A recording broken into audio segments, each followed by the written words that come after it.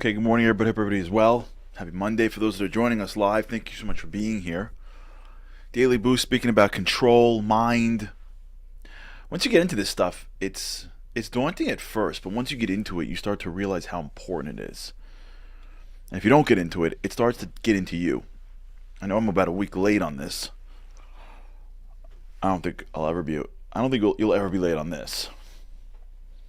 But I've only heard and seen a dozen times since the downfall of one of the greatest, one of the most popular celebrities in the country.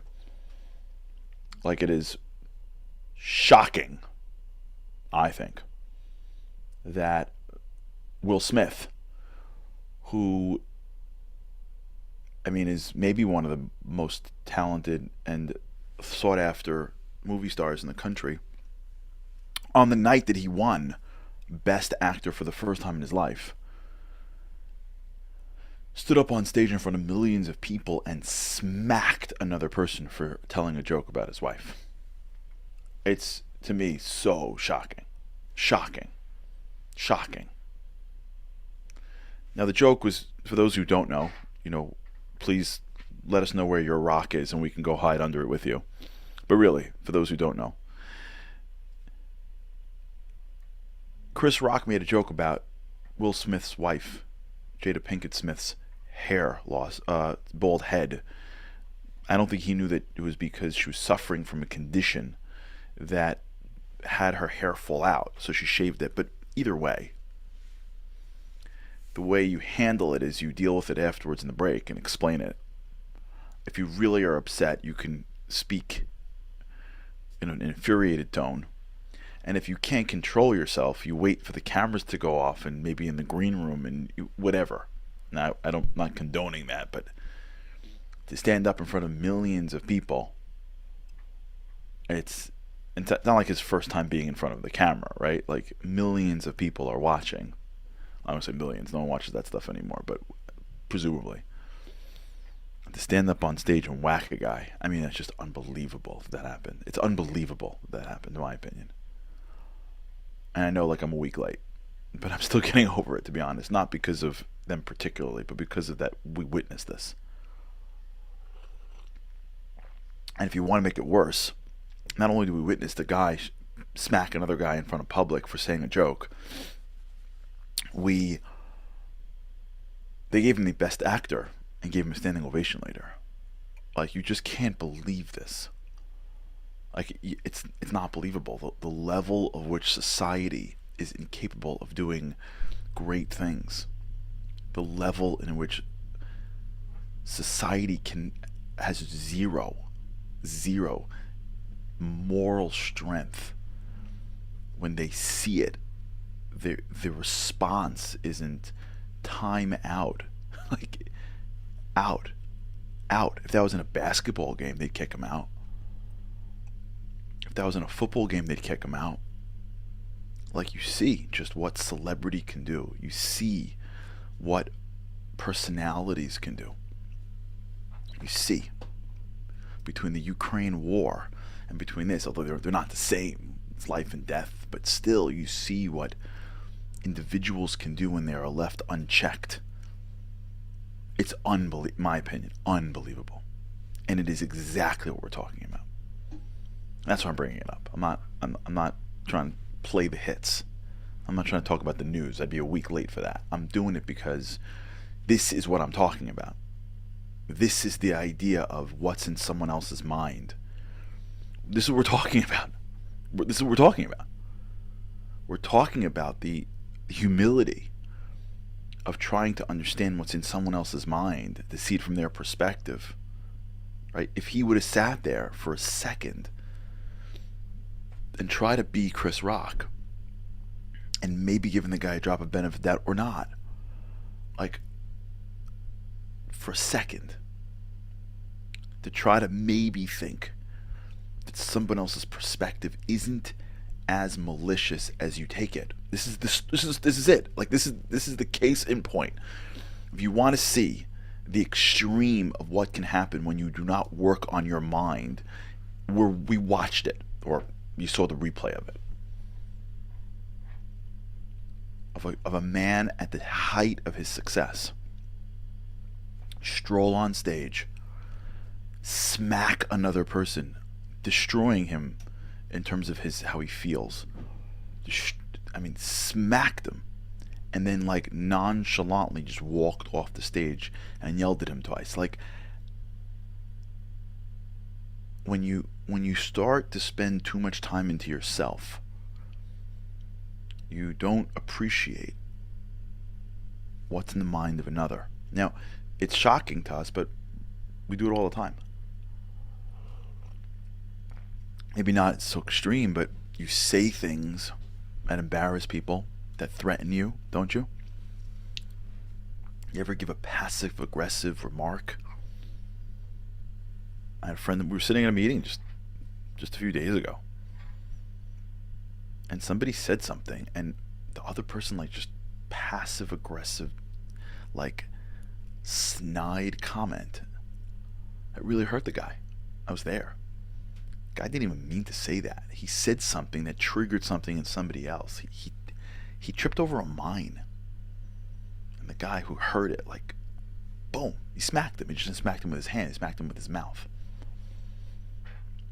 But you don't see that all the time. The way people speak to each other, the way people don't speak to each other. People just shut down, and that person just is ignored now for the rest of the conversation or for the rest of the night or whatever it is. That's not a smack. I saw a study the other day where was I seeing this? I forgot where. It's something to do with like office culture. And it was saying that people that are ignored have a harder time than people that are disparaged. You believe that? Because at least when you're disparaged, you exist. When you're ignored, you don't. Doesn't happen all the time. Ignore people. Someone gives you the wrong thing, you lash out. Every time I see this in the restaurants, waiter brings over the wrong thing. Service people. It's crazy, but we do this. We smack people because we're not in their heads. We don't have empathy. We don't see the world from someone else's perspective. We don't live in the place where we are able to see our thoughts and control them to some extent. Remember, we spoke about this last time. Controlling, being able to gain visibility to your mind. Why am I thinking this way? Why do I feel this way? Seeing the thought, feeling the thought before the thought controls you. I guarantee you, guaranteed, I think, as confident as I may be, Will Smith right now is going, what the heck did I just do? I'm sure of it. I'm positive that Will Smith's right now sitting in his house, his mansion somewhere in Hollywood, thinking, holy cow. Like, I don't believe it. Guaranteeing you. Why? Because when he was feeling it, he wasn't seeing it. You see, when we spoke about last week, this idea of like reaching for the cookies, remember that whole stuff, and seeing the thoughts and recognizing that because I have a thought doesn't mean I have to be subject to the thought. When we do stuff like this, when you practice this stuff, when you spend time having a thought that you don't like and then not being held down to it, but pushing back on it and recognizing that you are not your thoughts and that you can create a pathway of more empowering thoughts. And when you see somebody else, you can train yourself to be empathetic. You can train yourself to give somebody the benefit of the doubt. You can train yourself to say, I don't live in that person's head. It sounds malicious to me, but I'm not in any life danger. Let me just pause for a second. Had Will Smith paused till the commercial break and said, I'm going to take the guy, had he just said, mental note, when I go to the green room after it's over, when he's done with the set, he's going to sneak back to the green room. I'm going to excuse myself and beat him up. Had he just said that, I guarantee you nothing would have happened. Second, a pause. Let me think. Emotion takes over. The thoughts hijack. All the time this happens in our lives. You can't look at Will Smith and point at him without turn that finger on ourselves. It's just not with people. It could be with food. It could be with people in our lives, children, students, spouses. We don't lose it on people. We don't get upset with people. We don't smack them verbally. We don't smack them emotionally. It's not part of everyone's life. At some point, unless you're a really, really sensitive, collaborative person, we don't watching political rhetoric where everyone's like yelling at each other all day. What's the difference? Because sticks and stones may make our bones and blah blah blah. That's not even true. Most of the things that hurt the longest are the words. Most people that are hurt in life, they're because somebody usually said words to them. This is what happens when you're not in the exercise regime called trying to control or trying to understand thought. This is what happens. And we're all guilty in some way of this thing. All of us has a little bit of that moment inside us. And I see since Will Smith. I mean, I saw two clips, to be honest. Someone sent me both clips. Him smacking Chris Rock, which is incredible. And later on, like a bit of his acceptance speech and tears and, Academy and love makes you do crazy stuff, which I don't even know what that even means.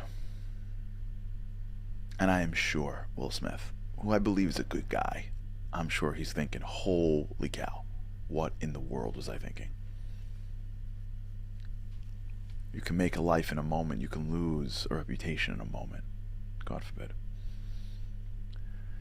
And although it won't be as dramatic, you could build people and destroy them in moments too. They just won't tell you, but you could do it. You could do it. Teachers have done it.